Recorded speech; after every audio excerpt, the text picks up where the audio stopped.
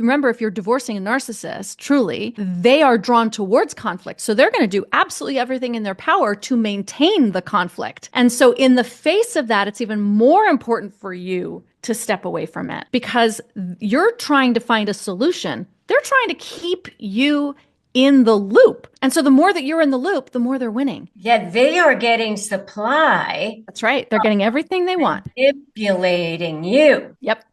That's right.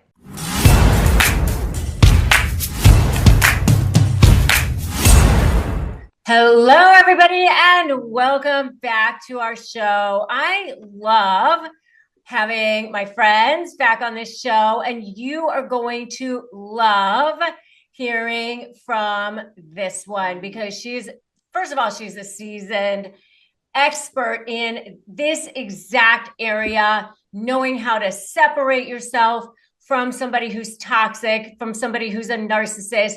She's done it herself. She's also an expert in this field. She's been coaching people on this exact topic for years. Kate Anthony is a certified coach, an author, a best-selling author. She's also a podcast host, critically acclaimed. She's appeared in the New York Times, Washington Post, NPR. She's one of the most trusted voices in the divorce and self-empowerment space. Thank you, Kate Anthony, for being back here with me. Thank you for having me, Rebecca. I always love talking to you and hanging out on your show. So thanks. Yeah, and I didn't say that you are the host of the Divorce Survival Guide, which is an amazing podcast. It's been around forever. You have like millions and zillions of downloads, and I've actually been on your podcast before too. So it's fantastic, and so definitely needs to go check that out. I think the show just turned 7. So yeah, podcasting before anybody else was doing podcasting. Yeah. It's been a while. So let's talk about this. And you also have an amazing book, which we're going to get into as well. And so today we're going to be talking about the things that you must know before divorcing a narcissist. And you have a whole process for that. And, things that people should think about before they divorce. And but let's talk about this platform that you have built and what led you to this work in the first place. Yeah, well, what really led me to it was obviously my own experience. I was married to somebody who was, I now understand, was abusive. At the time, I thought it was just sort of, we were really volatile. But, one thing I've learned is that when we call something high conflict, usually it's one person creating the conflict and then the other person reacting to it. So I now know that it wasn't a volatile marriage. It was actually an abusive marriage. And we were in this phase of our lives, right, where I was on a hit TV show. I was on Grey's Anatomy at the time. We had a adorable little like tow-headed 2-year-old, and from the lived in a really beautiful house. He was really successful in his career, beautiful house, nice cars, all of the things. And it looked from the outside like the dream, really. Right. The American dream, the Hollywood dream, like all of it, right? But on the inside, I was dying. And I felt like I felt like I was vacantly sort of wandering through my life. I felt kind of like a Stepford wife in that, not that I was like happy and perfect and robotic, but in that I felt disconnected and vacant and like there was something wrong, right? And I could never pinpoint what it was. This was over 15, 16, 17 years ago. So I couldn't pinpoint what it was because there was no Instagram, there weren't podcasts, nobody was talking about this. I just knew there was something terribly, terribly wrong. And when I was finally able to extricate myself from the situation and I had some distance, emotional distance and physical distance, I was able to figure out that I was able to learn what was actually going on. Mhm. And once I had a name for it and I started to understand it better, I thought, holy crap, you know, I have to tell people about this, Yeah. because I would see people coming to me and they'd be like, oh, you had this great divorce and you worked through blah, blah, blah. And like, how did you do it?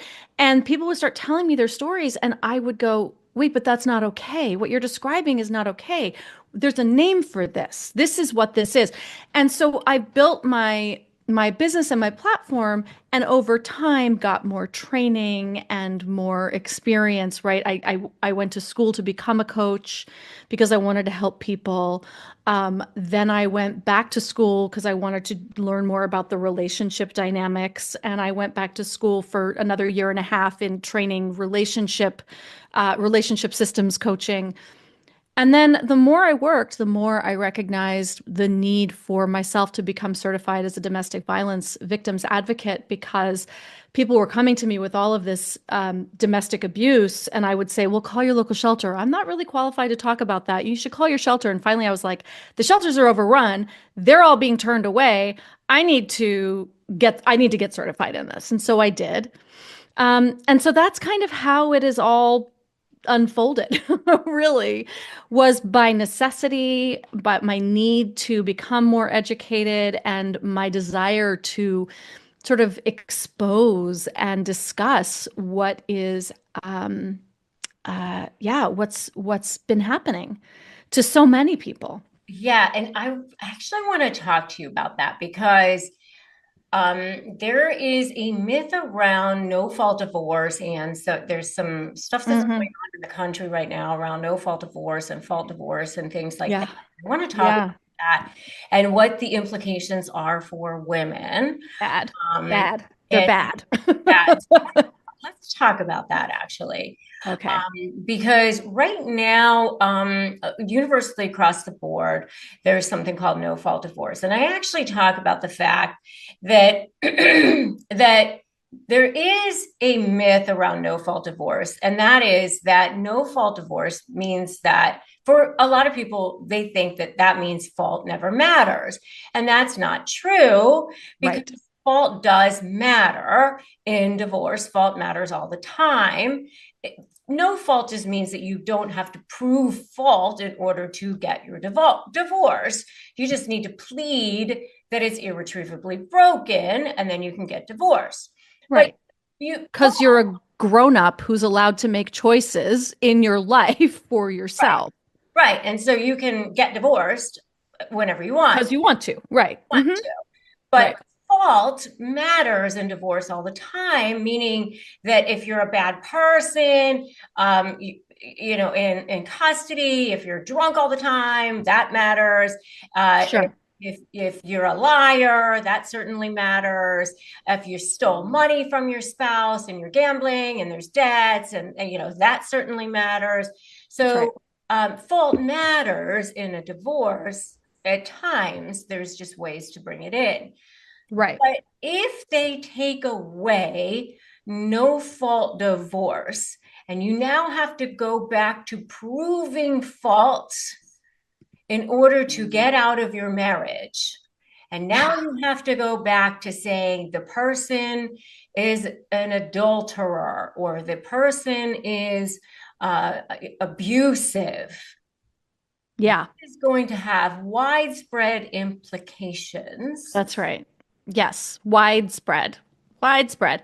So, one of the things, um, the reason it's going to have such a widespread implications is that when no fault divorce was first introduced, ironically, in California by then Governor Ronald Reagan, who then went on to say that it was the worst decision of his entire political career. Not Iran Contra, like nothing like that, right?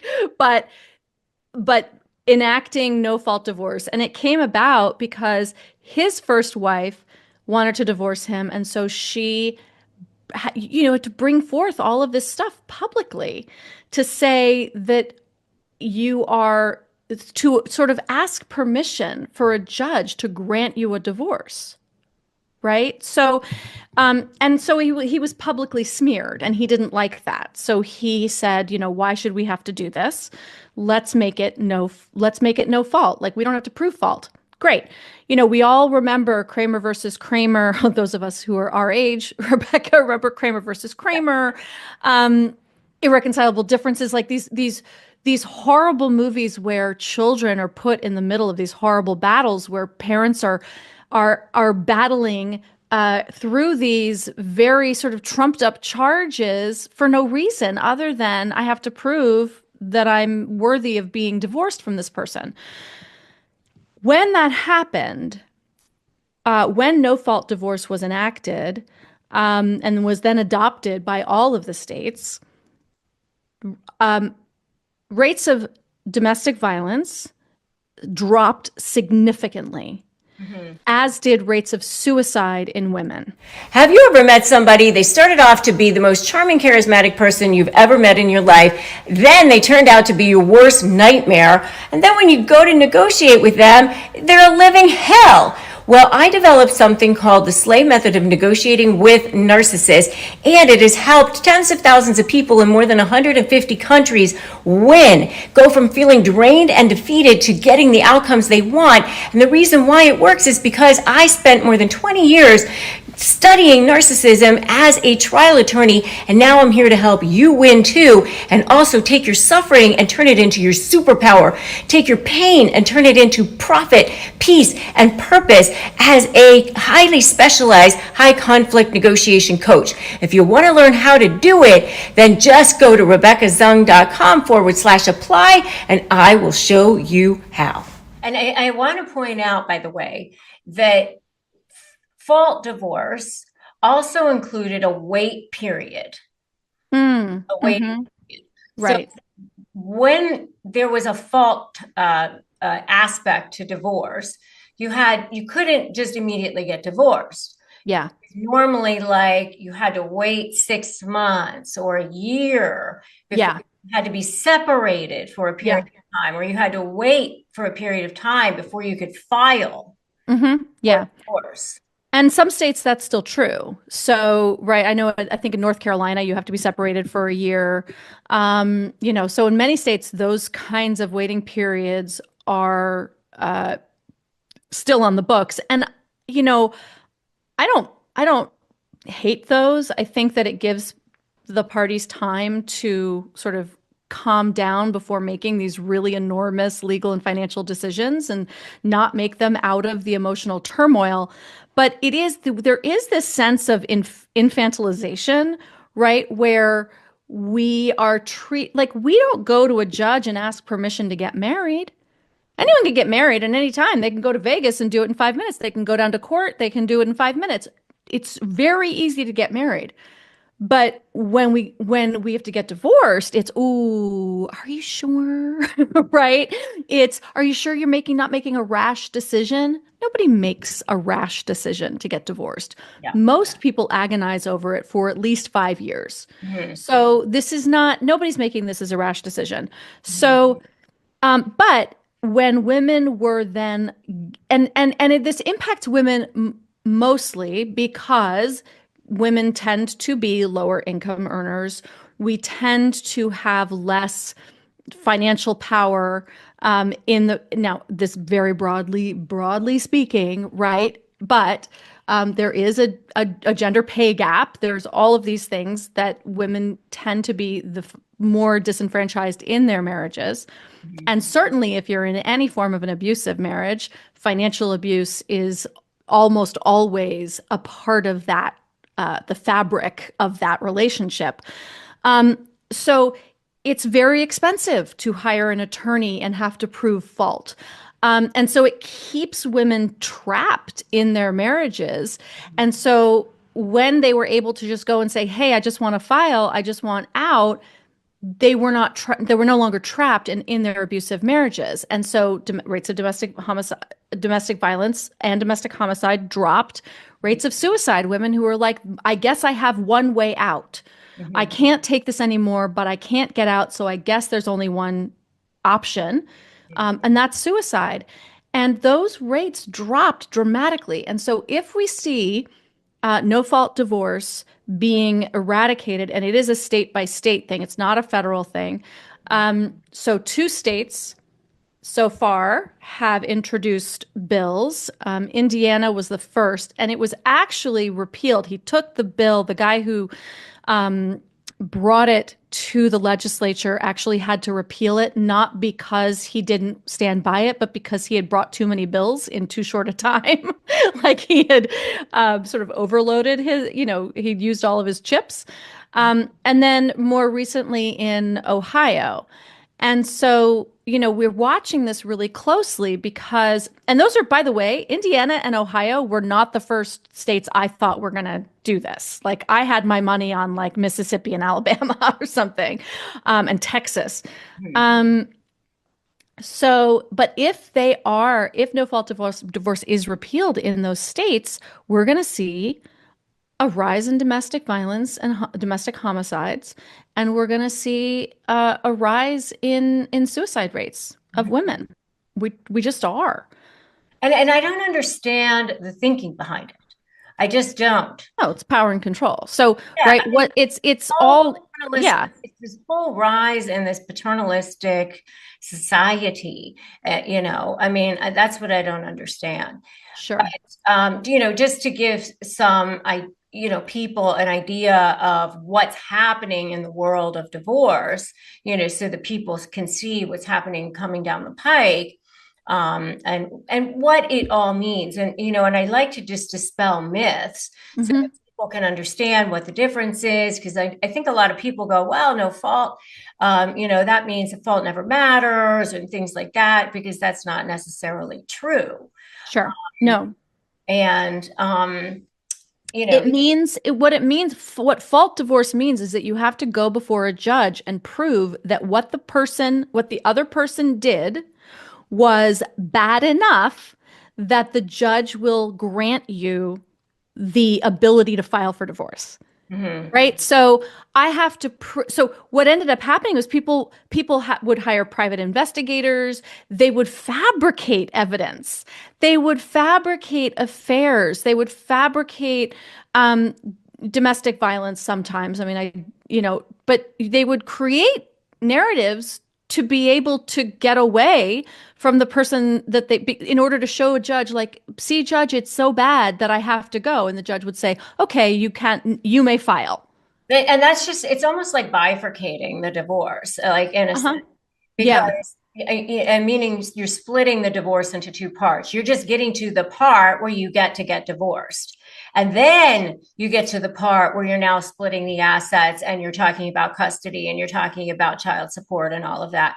You haven't even gotten to the part yet where you're talking that's about. right. Right. That's right. The first part is not you're not getting out divorced. Now all it's been done is you've been like granted with a little magic wand, yes, you get to get divorced. The other thing I want to say about the Ohio case, which I think is interesting and terrifying, is that they're also trying to institute covenant marriage as being sort of, I think, like the most, like the way that most people have to get married. And covenant marriage requires fault. So there's nothing you can do to get out of it without proving extreme fault. And also, there are a lot more rules about, and control over women because this is a religious, again, like separation of church and state seems to have no bearing here. But there is this sort of leaning towards covenant marriage being the sort of the standard. Mhm. Yeah, scary stuff. So, yeah. So going back to divorcing a narcissist and the things that you must know before divorcing a narcissist, Yeah. and so the things that I would say is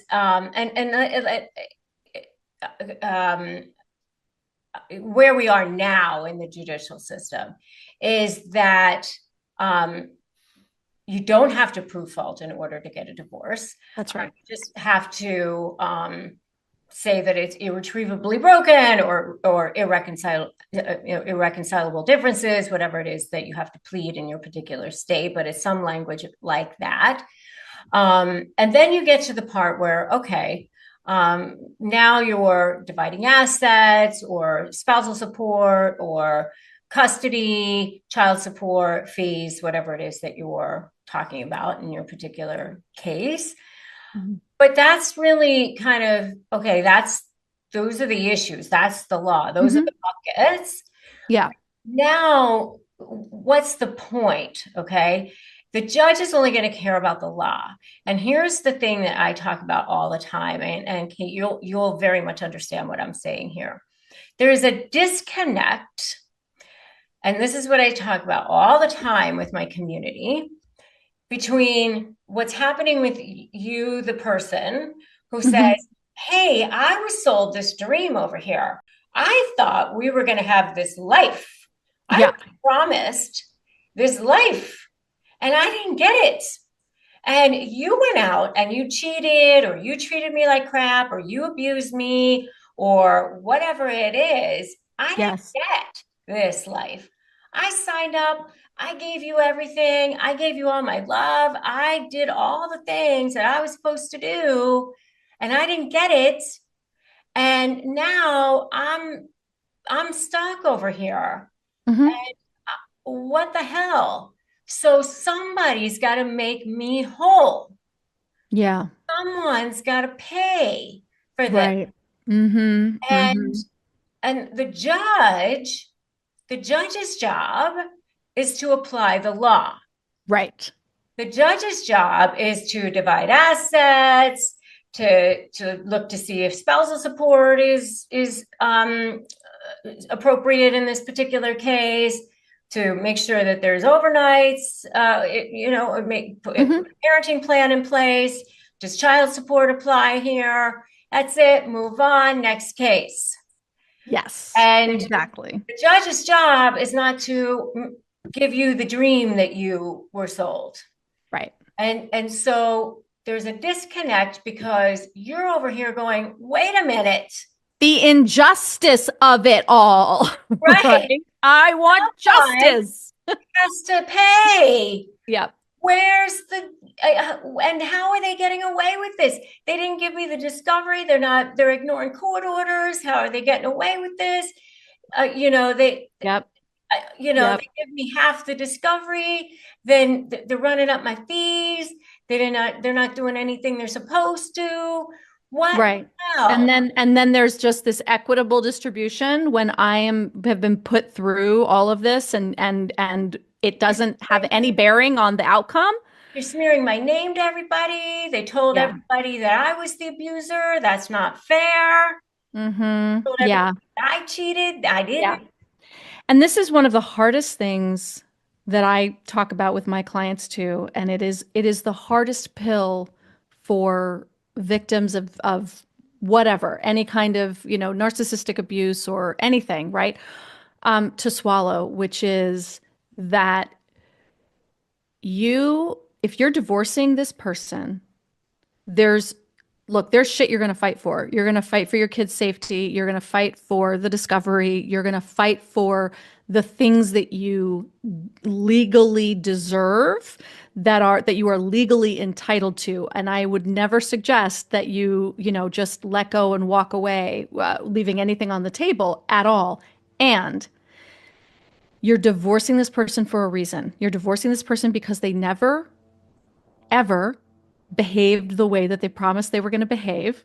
They hurt you. They lied to you. They cheated on you, all of the things, right? They are not going to now turn around and become someone different. They will continue to be that person.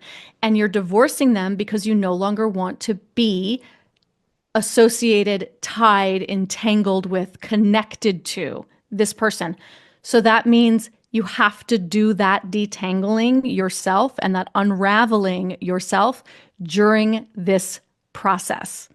And it is so hard because we get legally divorced from them, we get financially divorced from them, we get physically divorced, all of those things. We forget to release the emotional entanglement. Mhm. And sometimes it's that negative intimacy, right? I'm going to keep holding on to it because that's the thing that keeps us connected. I'm going to fight. I'm going to fight with this person because of the injustice, right? Because I'm going to make him wrong. I'm going to get my due. And all you get is more headache, more heartache, more entanglement, a drawn out process. So, really, the first thing we have to do is learn when and where to put down that rope. Mhm. Because you're never going to get there. Never. You're never going to get there. They're not going to let you go. Because also, if you remember, if you're divorcing a narcissist, truly, they are drawn towards conflict. So they're going to do absolutely everything in their power to maintain the conflict. And so, in the face of that, it's even more important for you to step away from it because you're trying to find a solution. They're trying to keep you in the loop. And so, the more that you're in the loop, the more they're winning. Yeah, they are getting supply, That's right. They're getting everything they want. manipulating you. Yep. That's right. This show is sponsored by BetterHelp. We often talk about red flags we should avoid, but what if we focus more on green flags in friends and partners? Whether you're dating, married, building a friendship, or just working on yourself from time to time. So how about we work on the relationships that are going to love you back, including yourself? I know for me, therapy has been absolutely game-changing and learning how to love myself, set boundaries, and overcome all sorts of blocks I didn't even realize I was creating for myself. I just knew I wanted to be the best version of myself that I could be. What I love about BetterHelp is that they make therapy totally accessible and convenient. The network is totally diverse, more than 30,000 credentialed therapists with a wide range of specialties. Plus, if you don't gel with one, you can just easily switch therapists anytime at no extra cost. Discover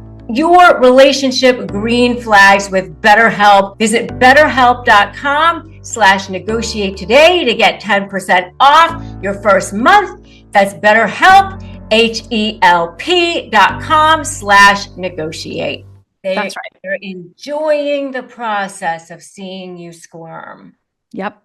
And So, that's the hardest thing to do is to see that, not fight into it, but to go, oh, right, they're doing that thing again.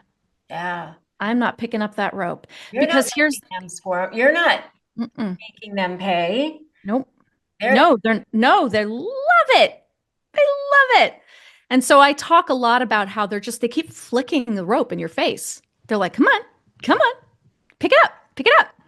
Yeah, And I call it they go fishing. They actually yeah, hook you and they're like reeling you in. they're reeling you in, right? And you have the power to just take that hook and drop it off.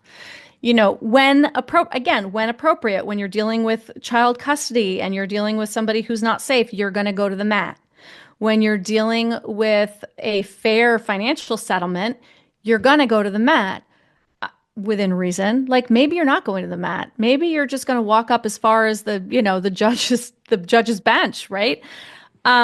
But then you're gonna learn when to drop the rope and walk away because it's not worth it. Because that's why you're divorcing them. Return on your investment. Like don't Hmm. That's spend, right. 5,000 to lose 50. Hmm. Hmm. Exactly right. Just because that's what they're wanting, right? They're getting off on it while you are dying.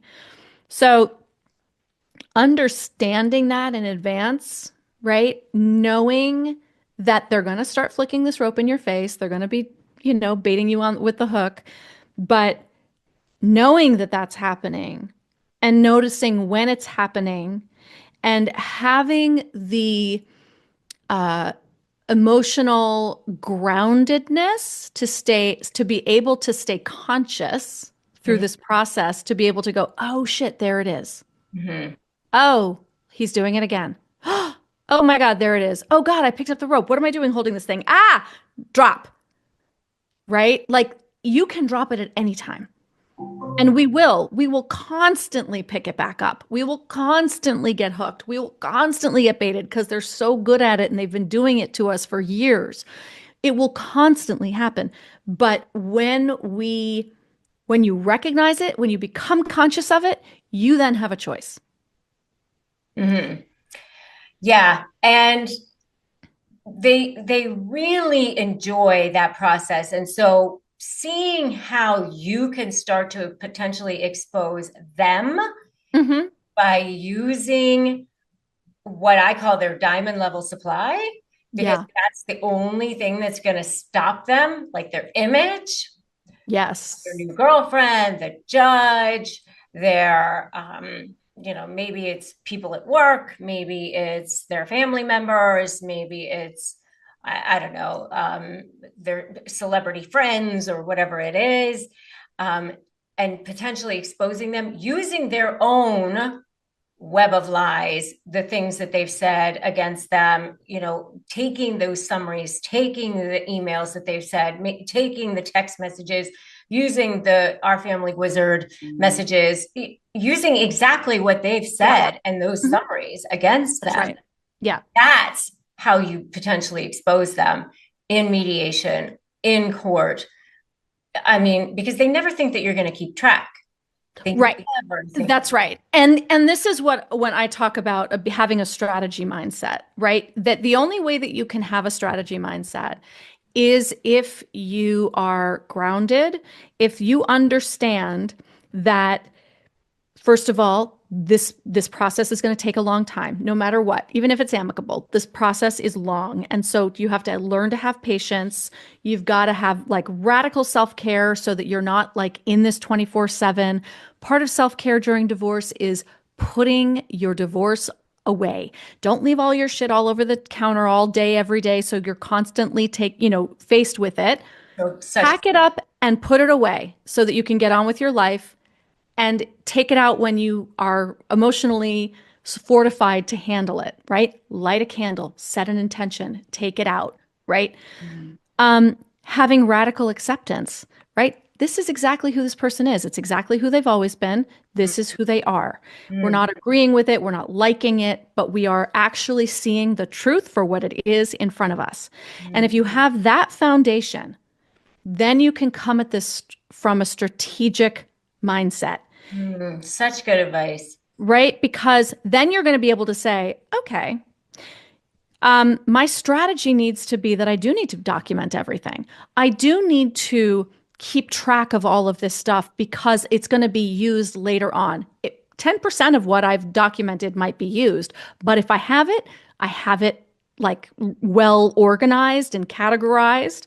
Mhm. Um, a great way to document is to set up a Google form for yourself that you fill out each time, right? And you can have drop downs. It's about lack of co-parenting cooperation.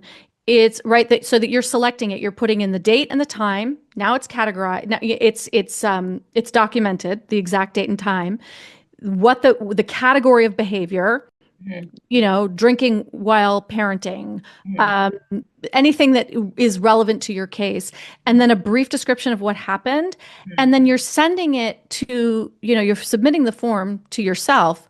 But at the end of the day, you're going to have a spreadsheet Yeah. that is, Keep it open on your phone because you can use that's Google right. Docs on your phone even. That's right. Yeah. That's right. Yeah.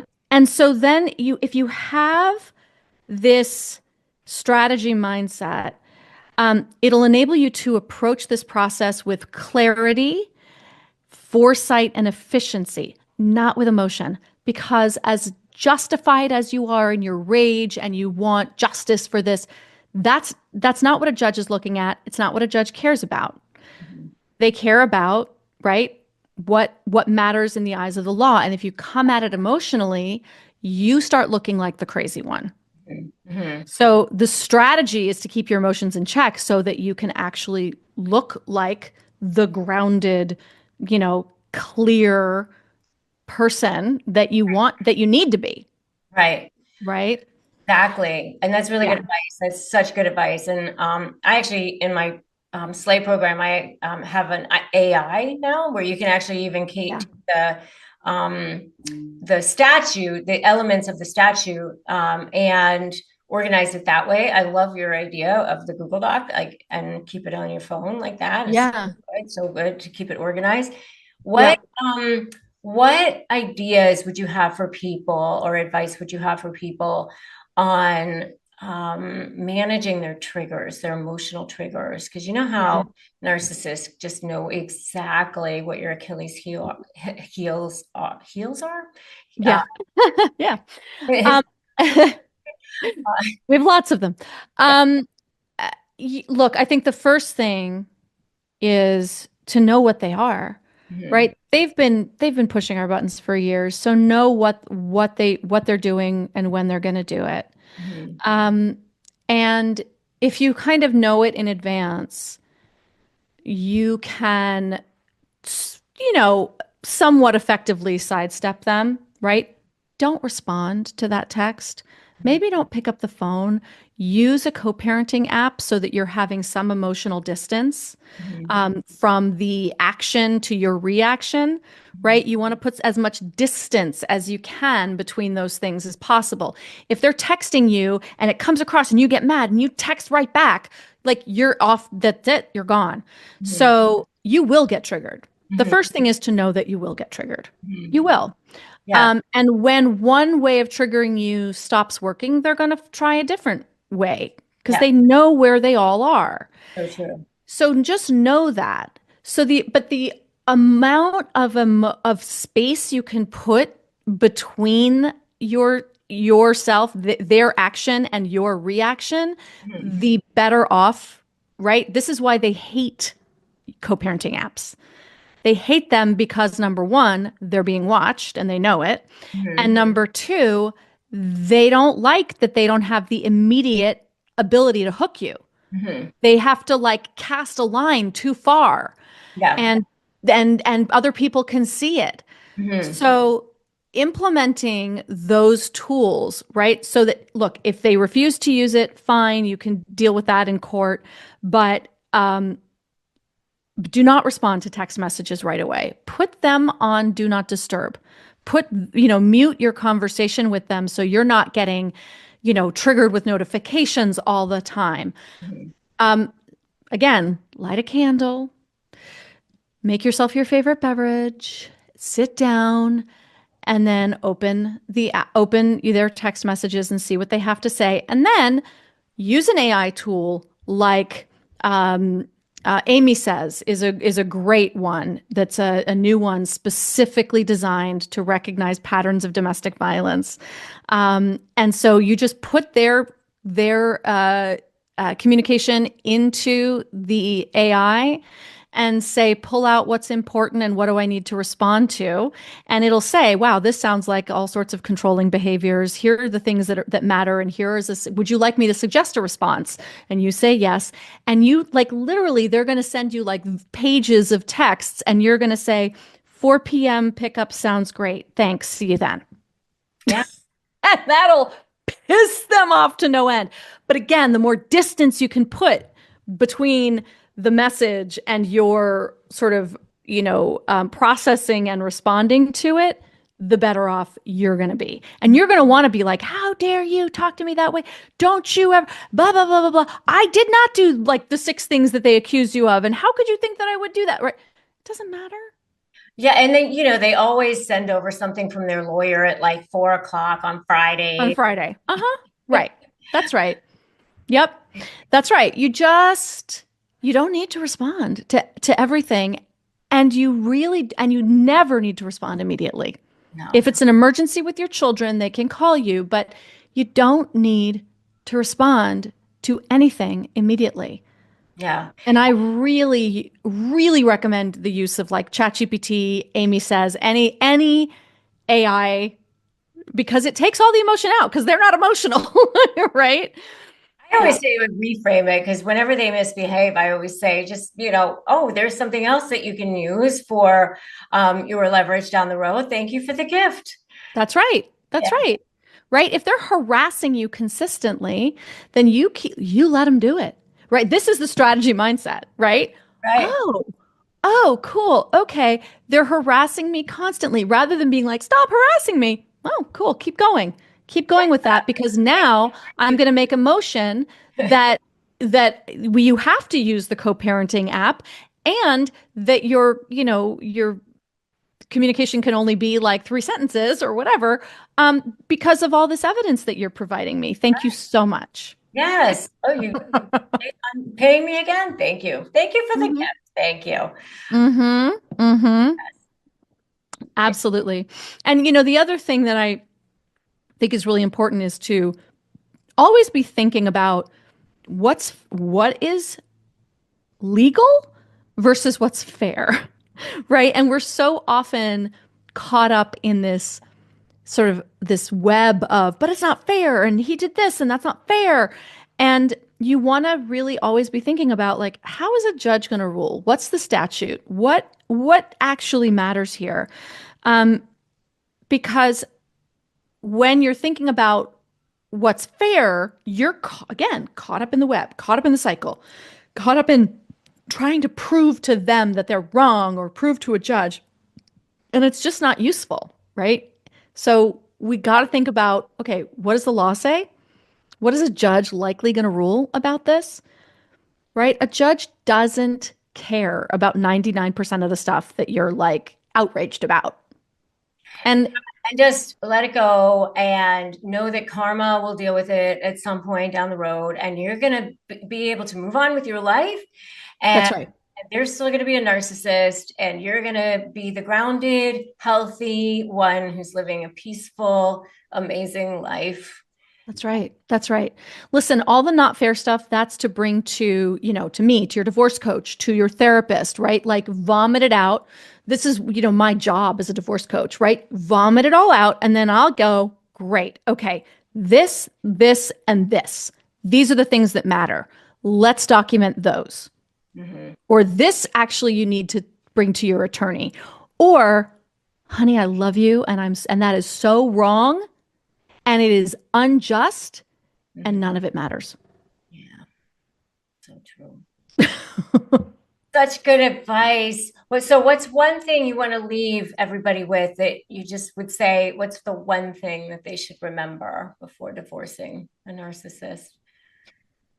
To get your really solid support systems um, under you, really it is like you need this sort of foundational structure to support you through this because it is going to be a ride. It is going to be triggering. It's going to be long and it's going to be difficult. But if you have those support systems in place to keep you in strategic thinking, to keep you into, to have somewhere to put your rage and your misery and your, frustrations, um, but if you have these support systems to help guide you through each piece, then you're going to be able to have a strategy mindset. It will cost you thousands of dollars less to go through this. And you will have a much better outcome, even if it's not the best, the legal outcome you want or the financial outcome you want, you will be free. Mm, such good advice. Really, really fantastic. Where can people find you, find your book, your podcast, all the good stuff? All the good stuff is on my website, which is kateanthony.com. And my book is called The D Word, Making the Ultimate Decision About Your Marriage. And you can find that all the places that books are sold, including on my website. And the Divorce Survival Guide podcast is everywhere that podcasts are. And if you are looking for that level of support to help you through this, I have a program called Phoenix Rising, which is a group coaching program for women going through divorce, and it's phenomenal, and I love it. And it really helps women stay in that place, and it is that sort of that foundation, um, for so many women. Awesome. Go check her out. Check out her podcast. Follow her on Instagram. Subscribe to her podcast. Go get her book. Kate Anthony is awesome, as you can tell, which is why I keep having her back. So thank you. Thank you. Thank you. And thank you for all the great things you are doing in the world. You're amazing. Thank you so much, Rebecca. It's always a pleasure to talk to you. Thank you.